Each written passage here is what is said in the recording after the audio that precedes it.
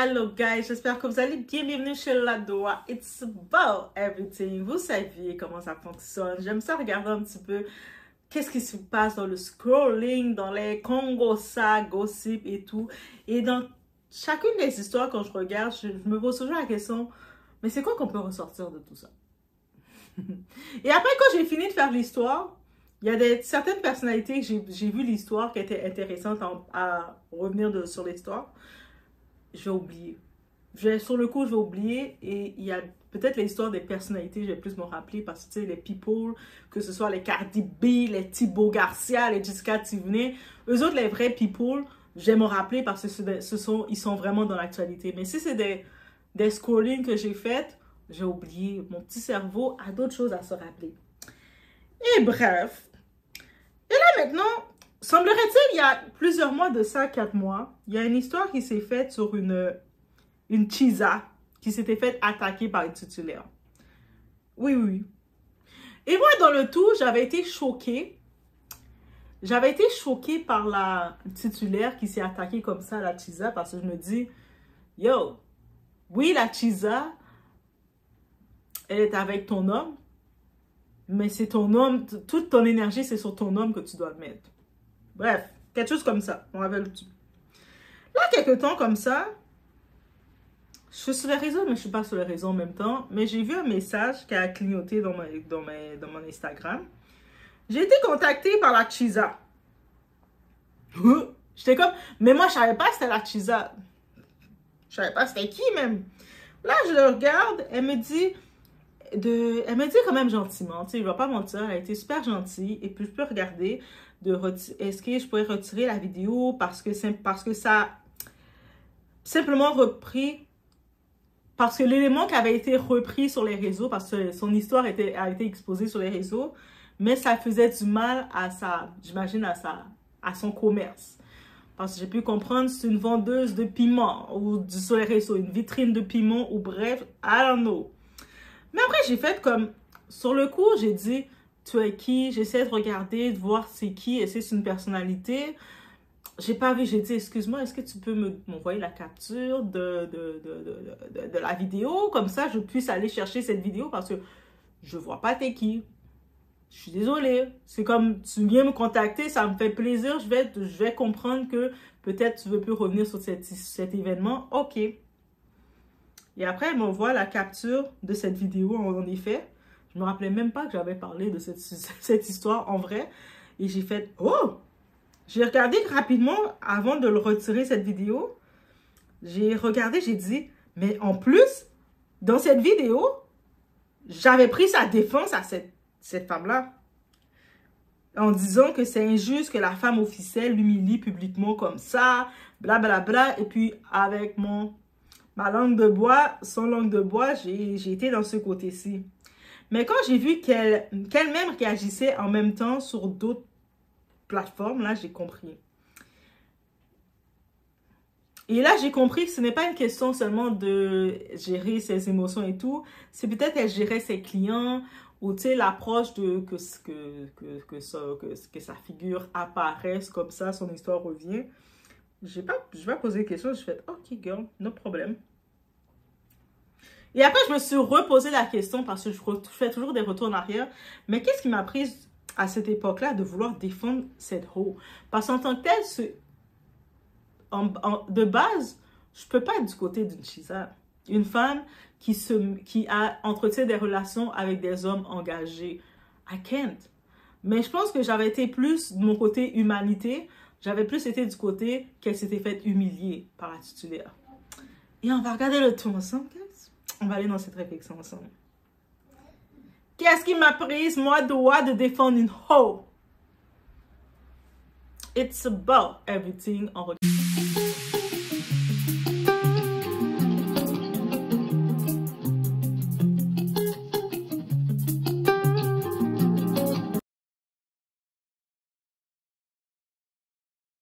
vrai, on est dans un système vraiment qu'on doit se remettre en question.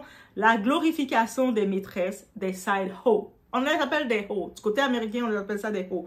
H-O-E. Ho. On vit dans une génération où la side chick, la side hoe, est devenue un esthétique. une ambition même, une esthétique visuelle. Les réseaux ont transformé le rôle de la maîtresse en archétype romantique. Et je crois que tout a commencé à cause de Olivia Pope dans l'émission Scandale. Olivia Pope, elle a tellement bien, Kerry Washington, elle a tellement bien joué son rôle de side chick, de hoe en pouvoir, que maintenant les femmes, ils ont commencé à vouloir, à romantiser leur vie, à être des side hoe, à être des briseuses de ménage. En voyant Olivia Pope, elles se sont vues comme étant la femme forte, intelligente, séduisante qu'elle est dans le rôle, qui couche quand même avec le mari d'une autre. Hollywood a créé une illusion, celle que la maîtresse est plus passionnée, plus raffinée, plus choisie. Mais la réalité, c'est qu'être la femme de l'ombre, c'est pas de l'amour, et ça ne devrait pas l'être. C'est accepter d'être un plan B avec des photos en mode soft life, financé par un homme marié ou des hommes mariés. On va voir sur tes réseaux, donc oui, tu vas être dans des beaux restaurants, mais on ne voit pas qui à côté, qui a payé le restaurant. You didn't pay by yourself. Tu n'as pas de carrière. Ta carrière, c'est de garder des hommes et d'avoir ta vitrine pour accueillir les hommes déjà en couple engagés. Et là, maintenant, je suis allée dans une autre perspective sur les réseaux qu'on doit dénoncer. Les fausses influenceuses et le vrai business derrière qu'elles promouvoient. Sur les réseaux, certaines se présentent comme influenceuses beauté, lifestyle ou entrepreneuses. Mais si tu grattes un peu, tu comprends que ce n'est pas du placement de produits, c'est du placement de corps. Des pages vitrines, des DM discrets, des clients fidèles. Elles jouent à l'influenceuse, mais leur vrai business, c'est la vente d'attention et parfois plus que ça. Tu sais, et c'est là que je fais la différence du côté anglophone et francophone. Parce que quand on regarde du côté anglophone, c'est clair. On peut différencier qui est qui. Par exemple, je vais regarder un potin, quelque chose. Je vais voir, il y a les people du net. Je vais les reconnaître comme étant ceux qui ont fait des émissions, les Kim Kardashian, tout ça, les people. Et les rappeuses aussi.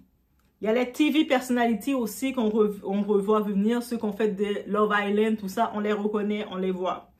Et les OnlyFans girls, ceux qui ont du OnlyFans, eux autres sont déjà catégorisés. On sait qu'elles sont vitrines de leur corps. On sait déjà. On sait qui fait quoi. Il n'y a pas de nuance parce que du côté anglophone, time is money. So, ils n'ont pas le temps de te laisser interpréter est-ce que c'est une vraie entre une influenceuse ou elle est dans la vitrine de son corps.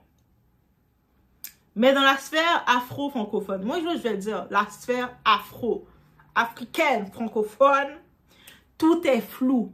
Et c'est là maintenant, c'est compliqué de dire, ah, tu vois une histoire, tu vas dire que, tu sais, avec le côté, l'algorithme, quand ton nom ressort, quand tu es une influenceuse, ça te donne du gaz. Comme mettons, tu fais une vidéo, dans le titre, tu fais apparaître le nom Maëva Guénam. Maëva Guénam, c'est une influenceuse française, une candidate de télé, son nom ressort. She's not gonna be mad que de voir son nom ressortir parce qu'elle sait que c'est ça qui la donne la force. Mais le côté afro-people, tu peux pas trop... Tu sais, au début, je me disais naïvement, tu sais, je veux donner aussi de la force aux afro, faire leur nom ressortir.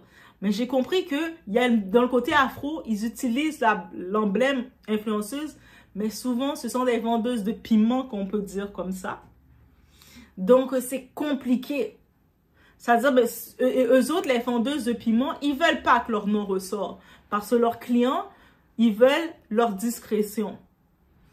Et là, c'est là que ça devient compliqué. C'est pour ça que je vais rester dans la sphère de mes Kardashian, de mes people candidates de TVR, que même si je sais que leur nom ressort qu'ils font beaucoup d'argent. Et les Tiffany Garça, ils sont en train de vendre une maison de 20 millions à Dubaï, 20 millions d'euros là.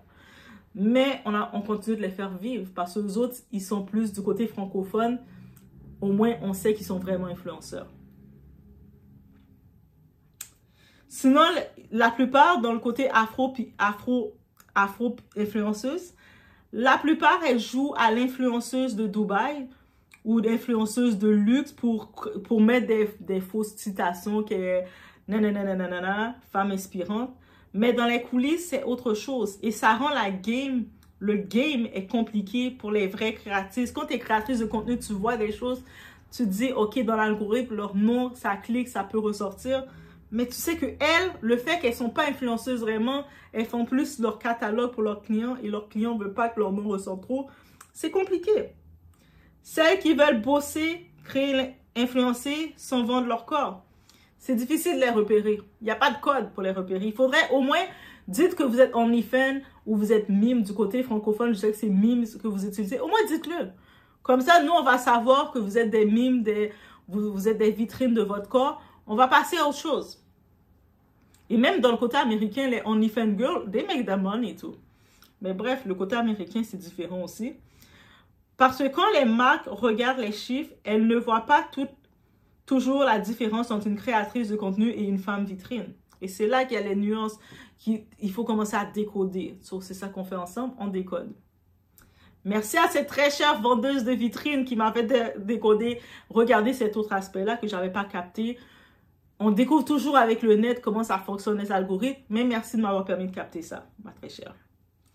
Pourquoi on finit par les défendre? Et ça, je reviens à cette question vraiment. Je crois qu'on a tous une part d'humanité. Quand on voit une femme humiliée, la même chose, j'avais vu la Chisa, là-haut, dans la situation, qui s'était fait un peu humilier par la titulaire. Mon instinct, c'était de venir dire pourquoi on la traite comme ça, c'est une belle fille aussi, nanana. Mais elle est une vendeuse de vitrines. Donc, son algorithme, son nom ne doit pas trop sortir dans l'algorithme pour sa clientèle. Mais moi, je n'avais pas capté ça comme ça. Moi, je pensais que c'est une influenceuse qui s'était faite prendre et puis humiliée par une autre femme. Et est-ce qu'on peut... On apprend les choses tous les jours, hein? Et c'est ça.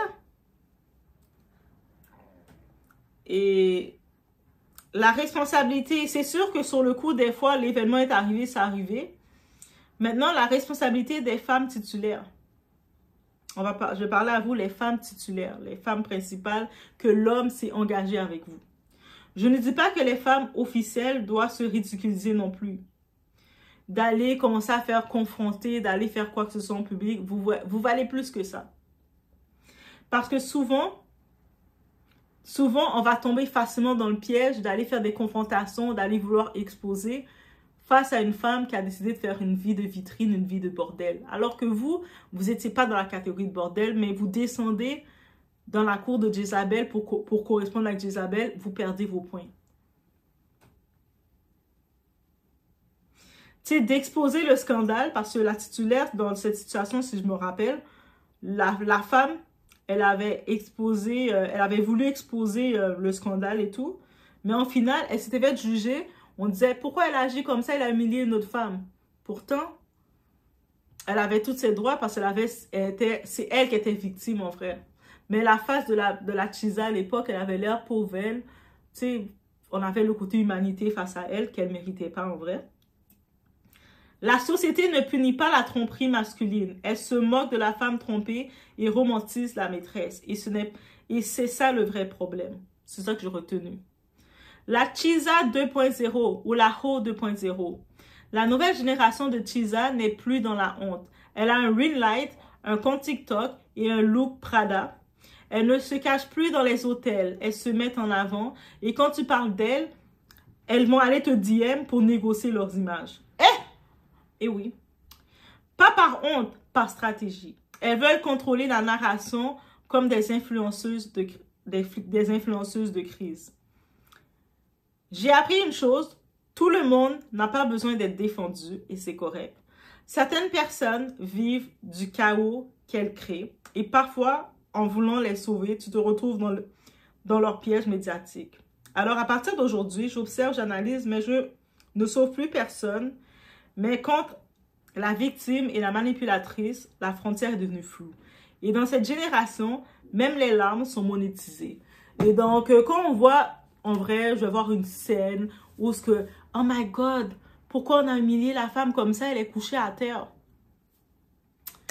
Je vais prendre un recul en me disant, probablement, si elle se retrouve couchée à terre, est-ce qu'il n'y a pas quelque chose, le avant de ça qu'elle a fait, elle a provoqué? Et sur le coup, oui, si c'est sur les réseaux, je vais pouvoir le commenter. Peut-être, je ne vais pas mettre affiché d'image, mais je vais pouvoir le commenter. Et je vais pouvoir expliquer la situation, oui. j'avais jamais côtoyé de vendeuse de piment sur les réseaux. Et là, j'ai comme compris qu'il y avait cette cible de clientèle. Tu sais, moi, j'ai pas de problème. Je suis une personne très large. J'ai dit, oh, j'ai retiré la vidéo en question. Mais, j'avais le temps de regarder un petit bout de la vidéo. J'ai fait, OK, c'est ça, cette situation. Et mais cette situation que j'ai prise, c'est une situation qui circulait à l'actualité sur TikTok. Je sais pas si vous vous rappelez, il y a quelques mois, il y a 4 mois de ça ou plus, sur TikTok, il y avait une femme mariée qui avait retrouvé son mari, est-ce qu'elle avait retrouvé son mari avec la maîtresse où elle avait fait un piège pour aller chercher, elle avait piégé la maîtresse, ou bref, quelque chose comme ça, mais quand elle s'est retrouvée face à la maîtresse, elle a filmé, elle a exposé la maîtresse. La maîtresse était presque toute nue. Et puis, elle avait plus de vêtements sur elle parce qu'elle se préparait à faire son travail. Donc, c'est comme ça que la titulaire l'avait exposée. C'était affreux comment elle a été exposée. Et le mari en question, mais c'était pas un bel homme, là. C'était comme un homme beaucoup plus âgé qu'elle et tout ça. Et j'étais comme, OK, c'est sûr, la maîtresse, elle est dans des situations de besoin. Elle est dans le besoin pour se retrouver avec ce type d'homme-là qui est marié à se faire humilier comme ça. Et le mari, cet homme-là en question, il la défendait pas. C'est pour ça que j'avais eu un côté d'humanité. J'ai dit, mais c'est tellement triste pour elle. Tu sais, c'est OK, oui, elle se retrouve avec un homme marié, mais c'est la faute du monsieur qui se retrouve avec elle. En tout cas, c'est comme cette logique que j'avais vue de cette histoire. Mais après, quand je regarde, je dis, mais elle, la maîtresse, la side home me contacte pour me dire, oh non, tu de retirer ça pour l'image, son image, je suis comme... Le monde, dans les commentaires, il crachait justement sur elle, dans les commentaires, il la traitait bien faite pour elle, c'est une ho, il mérite ça, ils sont si. Moi, j'étais allée dans un autre côté dire, mais pauvre elle, qu'est-ce qui lui arrive? Ah ouais, j'ai fait, hein? Donc c'est moi qui ai eu de la sympathie pour cette ho-là, pour rien. Après, quand elle m'avait écrit sur le coup, mais elle m'avait pas dit c'est quelle vidéo, c'est quelle histoire.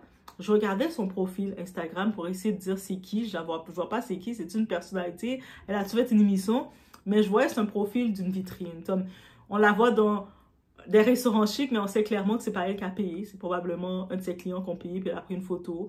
On la voit dans certaines positions comme ça. J'étais comme, mais j'essaie de repérer, mais c'est qui? C'est comme, je comprends pas. J'ai dit, mais est-ce que tu peux me dire c'est quelle vidéo? Parce que je vois pas que t'es qui. Après, elle me dit cette vidéo-là. Je dis, oh, c'est toi la Chisa? Oh my god, moi je suis une bouffonne. Et je suis obligée de lui dire, mais c'est toi la Chisa? Et j'étais, ok. Après, j'ai dit, tu sais, ok. Après, j'ai compris, je me suis dit, mais en même temps, c'est sa business qu'elle défend. C'est comme, c'est son gagne-pain. Peut-être elle n'a pas eu une famille, la possibilité de la faire aller à l'école, de la coacher pour travailler, pour être indépendante. Elle a toujours probablement utilisé son corps pour avoir ce qu'elle voulait. Donc, tu sais, qu'est-ce qu'on peut dire rendu là?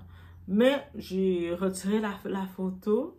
J'ai retiré la vidéo, mais après, je me suis dit, OK, c'est vraiment... Donc, il y a vraiment cette catégorie d'influenceuses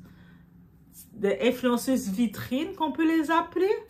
Donc, et actuellement, je vois c'est plus du côté afro-influenceuse. Et c'est pour ça maintenant que on ne peut pas donner de la force plus aux afro-influenceuses parce qu'on ne sait pas est-ce que c'est une vitrine ou elle est vraiment influenceuse. Tu sais, mettons, on peut faire un titre parler de Mila Jasmine. On sait qu'elle est candidate de TV, maintenant elle est influenceuse française. On peut faire des vidéos dans l'algorithme, sortir le nom de Sarah Frézou. On sait que c'est une influenceuse, qu'on l'aime pas. Des fois, on parle de ses amours, des fois, cette dépendance à l'amour. On sait que c'est une personnalité.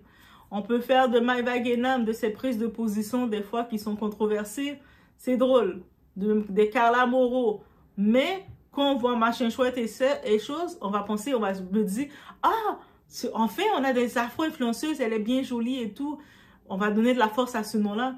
Non, mais non, elle veut pas de la force parce que elle est une vitrine. Donc, ça veut dire qu'elle est là pour son catalogue et ses clients ne doivent pas voir son nom trop sortir. Et j'étais comme, wow, OK, les révélations de 2025, man. Fait que je vous partage cette révélation avec vous, guys. Let me know what you think. So, on va essayer de voir beaucoup plus de d'événements avec les vrais influenceurs. Du côté francophone, j'ai eu ma leçon. Je vais plus rester avec les... Si je vais parler des afro-influenceurs francophones, ça va être du Aya, bien entendu. Et peut-être, est-ce qu'il y a beaucoup de candidates afro? Mais c'est ça l'affaire. Les candidates afro qui auraient eu... C'est quelques d'entre eux qui ont fait la télé-réalité. Mais il y en avait une que j'avais vue qui a fait la télé-réalité. Mais malheureusement, elle est allée dans un vieux bad boss bizarre. Elle est allée voler dans une pharmacie. Quand j'ai regardé ça, j'ai dit, elle m'a découragée. Elle m'avait vraiment découragée. J'ai dit, mais comment elle va voler dans une pharmacie? En plus, elle s'est retrouvée dans l'émission de Samzira avec sa grosse gorge déployée. Elle a dit, mais mon téléphone n'avait plus de charge. Mais vous, quand vous n'avez pas l'argent, là, vous volez pas. Quand je regarde ça, j'ai dit, non, laisse tomber. Fait que oui, je sais que vous allez dire, il y a certains sujets que des actualités que je vais venir pour chercher qu'est-ce qu'on peut retenir. Bear with me, guys. Vous allez peut-être voir que je vais utiliser les symboles tels que des Maïva Genam. Je vais rester dans ce registre-là parce qu'au moins, je suis safe que je ne vais pas rentrer dans le registre des vendeuses de piment. Parce que je ne fais pas de publicité pour les vendeuses de piment. I'm so sorry for that. Not so sorry. C'est vraiment un autre monde. Donc, bref, c'était la petite mise en rappel que je tenais à vous faire. Et sinon, comme vous avez vu, je suis très ouverte. Tu sais, tu m'écris, tu me contactes, tu me dis quelque chose, je prends le temps. Je vais toujours aller du côté, ok, il y a sûrement une business qui veut défendre quelque chose.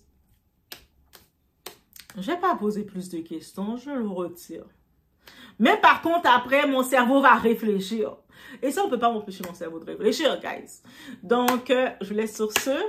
Maintenant, vous savez, est-ce que vous étiez au courant qu'il y avait la catégorie des influenceuses vitrines du côté afro?